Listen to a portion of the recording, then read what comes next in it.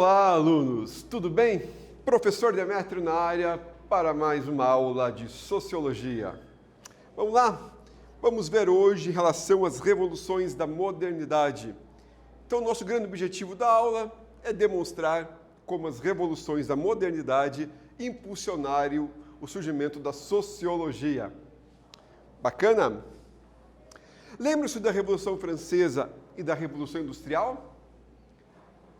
Talvez as revoluções mais importantes do mundo até hoje, a Revolução Francesa em 1789 e a Revolução Industrial se consolidando em meados do século XIX, em 1850.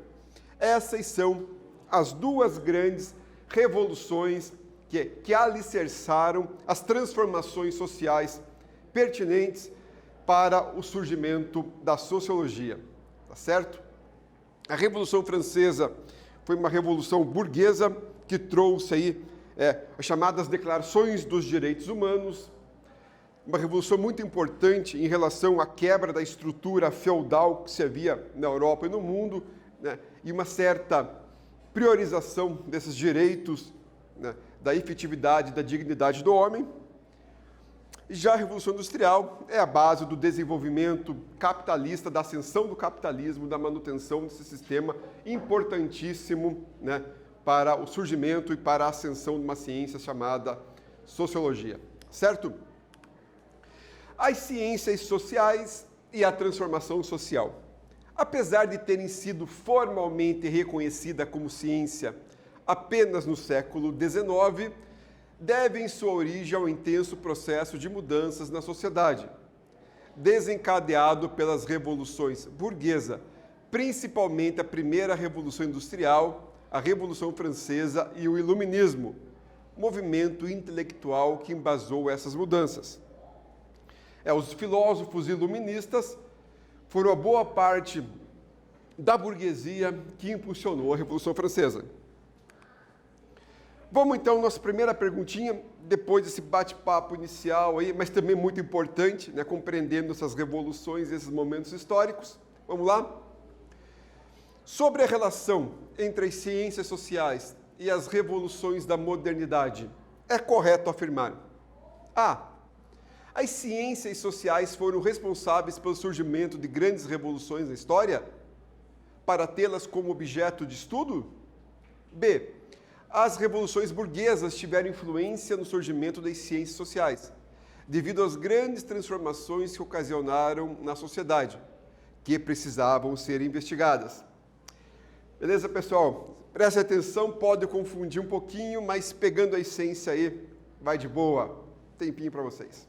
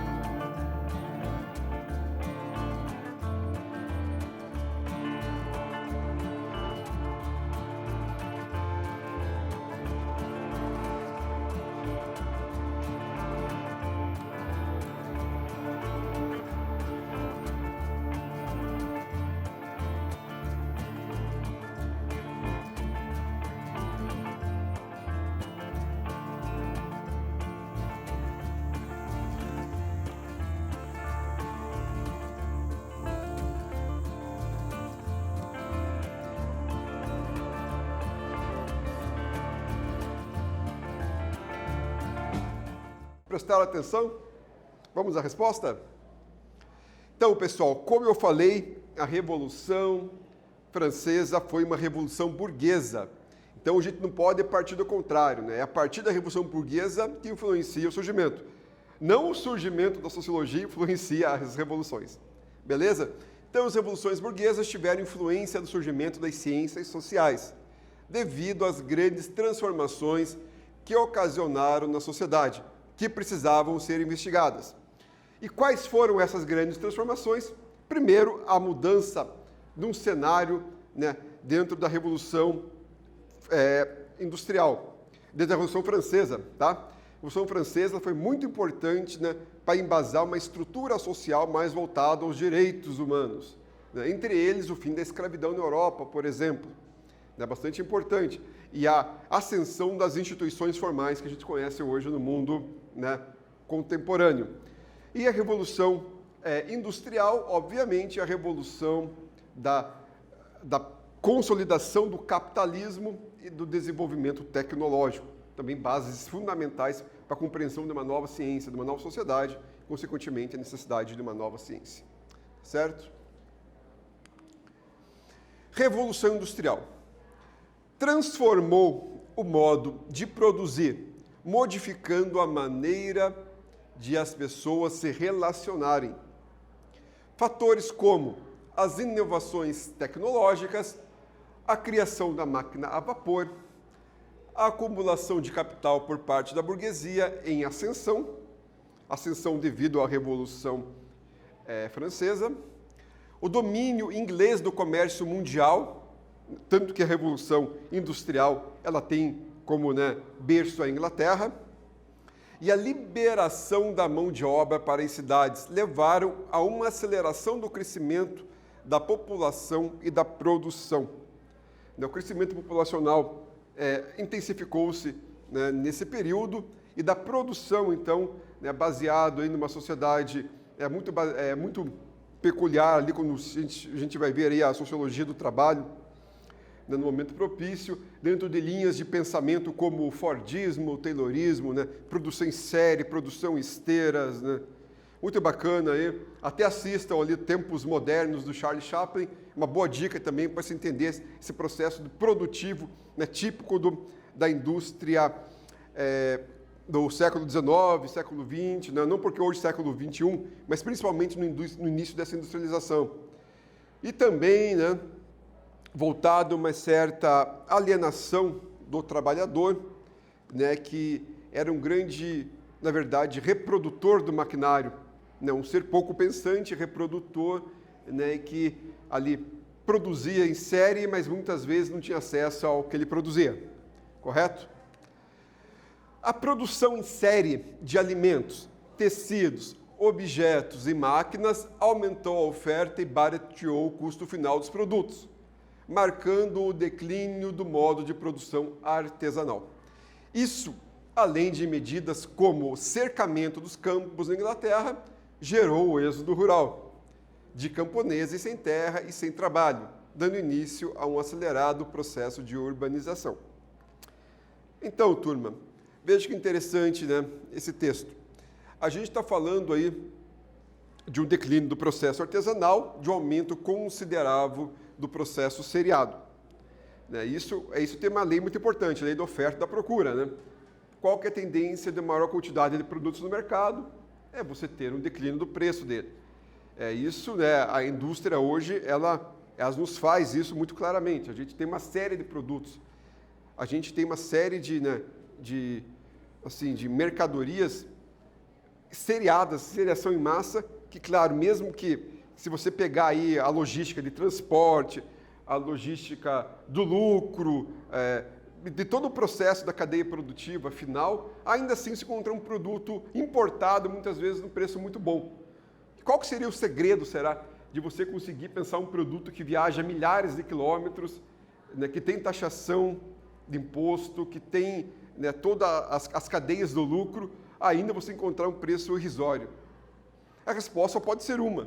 Né? A produção de série dele é tão grande, que talvez se lucre centavos microcentavos ali por cada produto, mas mesmo assim ainda é algo que efetivamente é valoroso devido à imensidão da quantidade desses produtos. Outro fator interessante foi o processo de urbanização que se começa nesse período, né? Se você pega uma cidade grande, uma grande metrópole, como tantas do Brasil, São Paulo, Curitiba, Rio de Janeiro, Belo Horizonte, Porto Alegre, Salvador, Recife, Fortaleza, Manaus, Belém e tantas outras, o processo de urbanização é um processo interessante demais. Até porque, pessoal, a ideia do campo, a ideia daquilo que é rural, de se entender o Brasil como um país rural, ou mesmo a Europa, né? Isso voltando aí ao início do século XX, meados do século XX, é um processo complicado. Hoje o campo ele está muito restrito, né, em algumas questões voltadas aí à saúde, ao mesmo processo de educação, principalmente superior, ao processo de trabalho efetivo, né? Então, né, você pega a própria realidade brasileira, né? Boa parte do Brasil, né, voltou-se a São Paulo aí na década de 50, 60, 70, né? Curitiba mesmo, as regiões metropolitanas, se você pega regiões metropolitanas, né, bairros mais chamados bairro novo, né, bairro novo, regiões de Campo Comprido, essas regiões todas, né, da nossa capital são regiões muito do êxodo rural de pessoas do interior do Paraná e às vezes do resto do Brasil. Aí nós vemos essa grande miscigenação que nós temos. Então, pessoal, não é pensar que a nossa sociedade ela aumenta apenas nas capitais. Não, mas que todo esse êxodo acontece para as capitais, né? Se pegar aí, né, dados do IBGE, por exemplo, algumas cidades do interior, elas diminuíram a população. Não porque diminuiu a taxa de natalidade, mas porque, de fato, o êxodo ele existe, né? E hoje tem políticas tentando evitar essa questão do êxodo e tentando transformar aí o campo, né, numa questão mais, digamos, mais atrativa, tanto para o trabalhador quanto para a juventude, né, e também para os idosos em relação à saúde. Tá certo? Os camponeses destituídos de suas terras e os artesãos arruinados passaram a ser empregados nas fábricas, sujeitando-se a baixos salários e extensas jornadas de trabalho. A Revolução Industrial causou uma situação de extrema pobreza e desemprego. Consolidava-se o capitalismo. Então, pessoal, a ideia básica da industrialização era produção massificada dos produtos, consequentemente, né, tentando ainda manter uma certa qualidade deles, comparado com a questão, né, do artesanal, muitas vezes, você tinha ali uma linha, né, de produção, e além dessa seriação, você tinha o quê? Você tinha no final um processo de lucro muito maior do capitalista e, consequentemente, um processo de usurpação, né, de exploração muito maior do trabalhador. O trabalhador ficava nas máquinas ali 10, 12, 14 horas dia, num processo repetitivo, constantemente repetitivo, e esse trabalhador, o que ele produzia ao final do dia era muito, mas muito, muito aquém daquilo que ele recebia em relação ao que ele produzia. Então, o capitalismo, ele se consolida nesse sistema de pobreza, né, para aqueles que ainda tinham trabalho e de desemprego para aqueles que estavam fora do mercado de trabalho, fora dessa nova realidade que é, né, a industrialização, que é o processo cada vez mais urbano, cada vez mais massificado, né, cada vez mais contínuo. Tá certo? Vamos lá? Uma atividade aí, PUC de Campinas. Vamos ver essa atividade bem bacaninha, pessoal. Dentre as consequências sociais forjadas pela Revolução Industrial, pode-se mencionar a. O desenvolvimento de uma camada social de trabalhadores que, destituídos dos meios de produção, passaram a sobreviver apenas da venda de sua força de trabalho.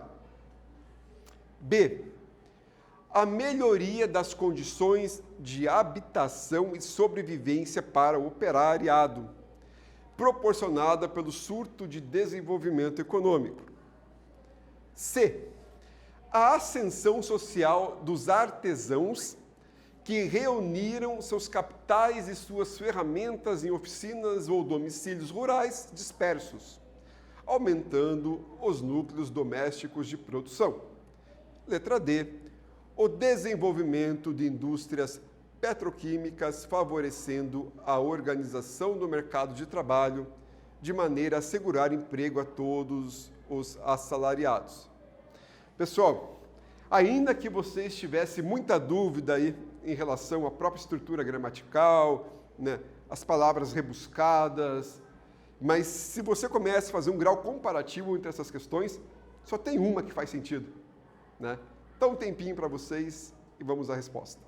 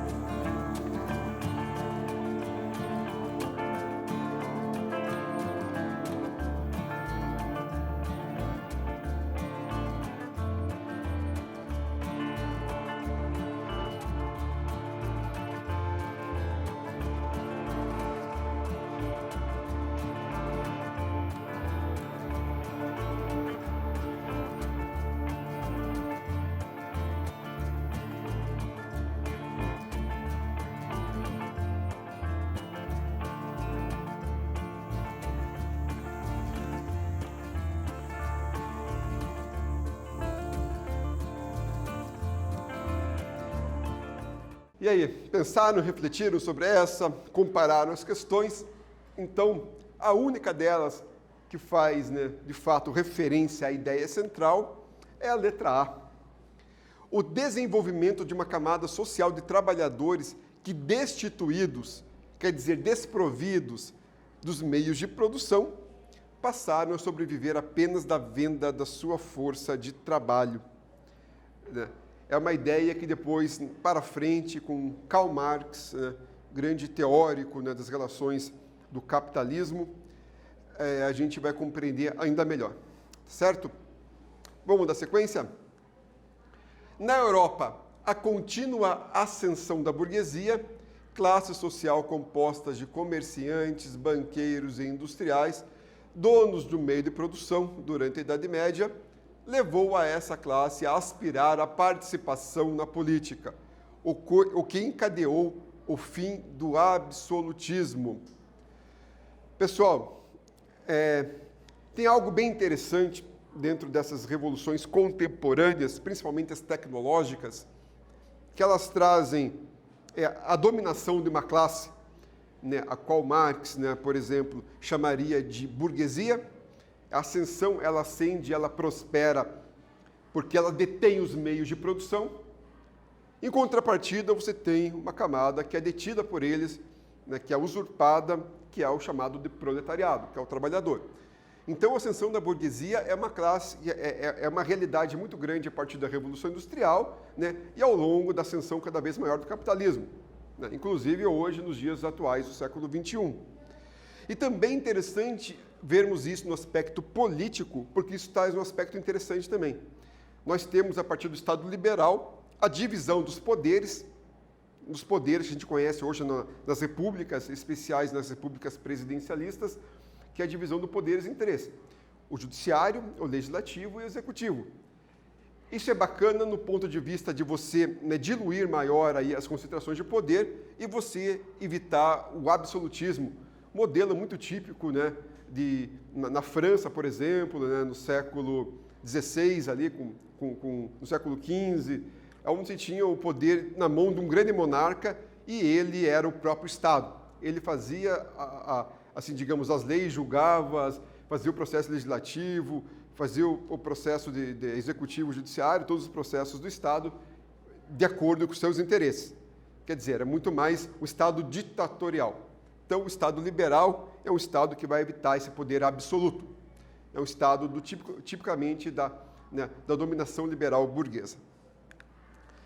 A Revolução Francesa. Essa Revolução de 1789, que depôs o antigo regime, embasado no direito divino, tornou-se grande símbolo dessa mudança e um marco na história do Ocidente.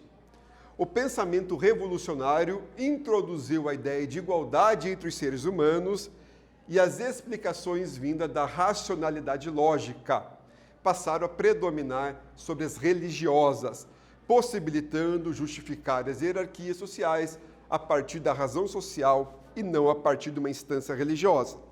Então, pessoal, como mencionado anteriormente, a Revolução Francesa é uma revolução que vai se embasar nos chamados, né, direitos humanos, né, na Declaração dos Direitos Humanos, numa certa possibilidade de ascensão social, né, e o fim, por exemplo, de desigualdades extremas, na Europa, pelo menos, teoricamente também, como a escravidão, que no Brasil só 100 anos depois vai ocorrer. Tá? E também pelo marco do positivismo, que era uma doutrina filosófica baseada na razão e na ciência. Então, há uma ascensão muito veemente da ciência em declínio, né, de um pensamento voltado àquilo que é místico ou chamado direito divino. Quer dizer, as explicações de mundo baseadas apenas no conhecimento religioso. Tá certo? Então, que é a tomada da Bastilha, né, marco da Revolução Francesa de 1789. As principais ideias da Revolução fazem referência ao lema Liberté, Égalité, Fraternité, típico liberdade, igualdade e fraternidade, lemas da Revolução Francesa. Liberdade, fim da escravidão, né, igualdade, todos são iguais perante a lei, fraternidade, o início no diálogo de diplomacia aos conflitos propriamente ditos. Essa é uma base muito bacana, guardem bem essas três palavras, a tríade, a chave da Revolução Francesa.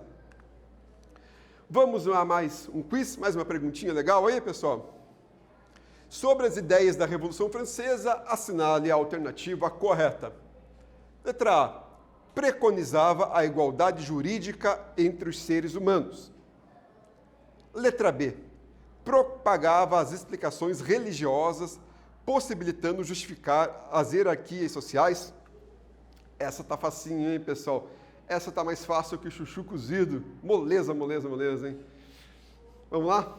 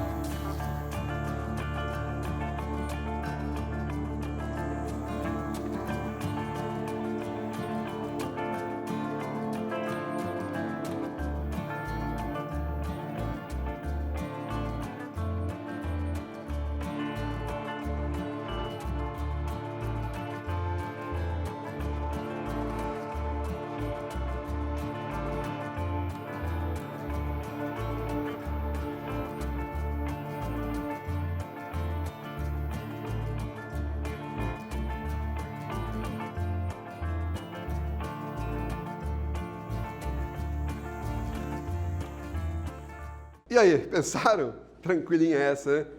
Então, claro que é a letra A. Preconizava a igualdade jurídica entre os seres humanos. Até porque eu falei anteriormente ali, né, que ele perpassava a questão dos direitos místicos, religiosos, né, do pensamento religioso. Tá certo? Então, turmita, essa nossa aula de hoje, né, foi dentro do contexto do surgimento da sociologia, dentro das duas grandes revoluções, a industrial e a francesa, influenciada pelo período do iluminismo filosófico, né, que elegeu a razão como forma de explicação da realidade, né, o precursor da ciência, né, o período pré-científico, precursor da ciência, e que dá sequência aí a um novo pensamento social, uma nova ciência, que é as ciências sociais, ou a sociologia, né, o ramo dela ao qual nós estudamos. Tá certo? Valeu, turmita! Um grande abraço para vocês aí, fiquem em paz, se cuidem, até a próxima!